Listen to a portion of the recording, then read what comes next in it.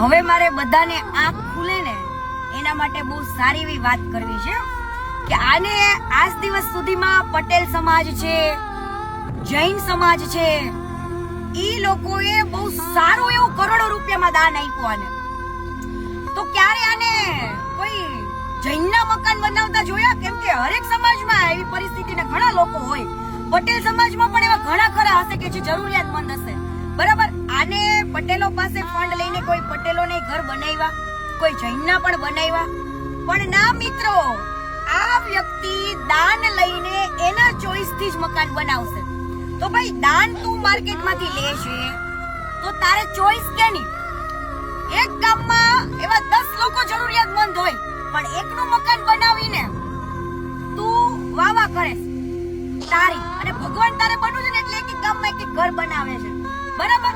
તો આજે મારે બધાને કેવું છે, પટેલ સમાજને કેવું છે ને જૈન સમાજને કેવું છે કે આજે આટલું કરોડો રૂપિયાનું દાન તમે એક ખોટા વ્યક્તિના હાથમાં આપી દીધું કે એની ચોઈસ થી અત્યારે બિઝનેસો ચાલુ કરી દીધા, એના ચોઈસ થી એને સારી સારી જગ્યાએ ઇન્વેસ્ટમેન્ટો કરી દીધા. ઈ ગરીબ પાસે પૈસા પહોંચવા પડે એની બદલે એને શું કર્યું? ઇન્વેસ્ટમેન્ટો. પણ આજે તમે ખાલી મને બતાવો, એને કયો કે પટેલ સમાજના એવા સારા એવા 10-20 ઘર તો બનાવી દે આટલું કરોડોનું દાન લઈ. જૈન સમાજમાં તો બનાવી દે, કેમ કે બધા સમાજમાં જરૂરિયાતમંદ હોય.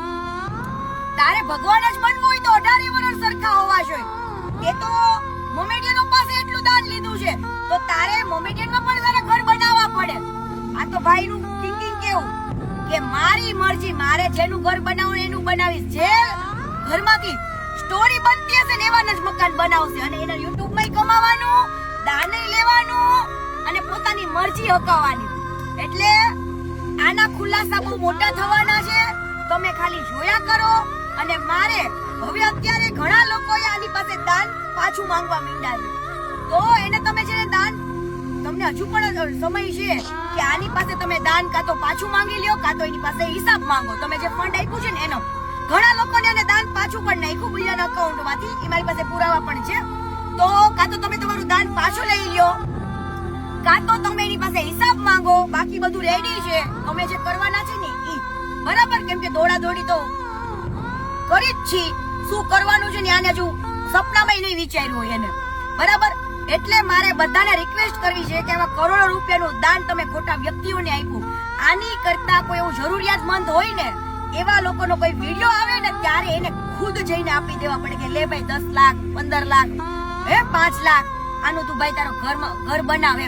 પણ તમે ખોટા વ્યક્તિના હાથમાં આજે દાન આપ્યું ને ત્યારે એને અહમ, એટીટ્યુડ અને ઘમંડ આવી ગયો છે. ઘમંડ, પણ ઘમંડ તો કહેવાય ને રાવણ જેવા રાવણનો નથી રહ્યો, તો આનો તો શું રહેવાનો? વેટ એન્ડ વોચ બહુ જલ્દી સાબિત થશે. પણ મારે દિલથી બધાને રિક્વેસ્ટ છે, કાં તો તમે તમારું દાન પાછું માંગી લ્યો કાં તો હિસાબ માંગવા માંડો. અને ઘણા લોકોએ આપેલા દાન એ લોકોએ માંગી પણ લીધા છે, તો તમે પણ જેને જેને પણ આપ્યું છે ને, જે મારી પાસે નથી પહોંચી શકાય, તમે પણ માંગી શકો છો દાન પાછું, બરાબર. જલ્દી કરો, બાકી આને જો અલગ અલગ જગ્યાએ ઇન્વેસ્ટમેન્ટ કરી દીધા. આના તો એવા કેવા બ્લેકના ધંધા છે ને બધું બહાર આવશે.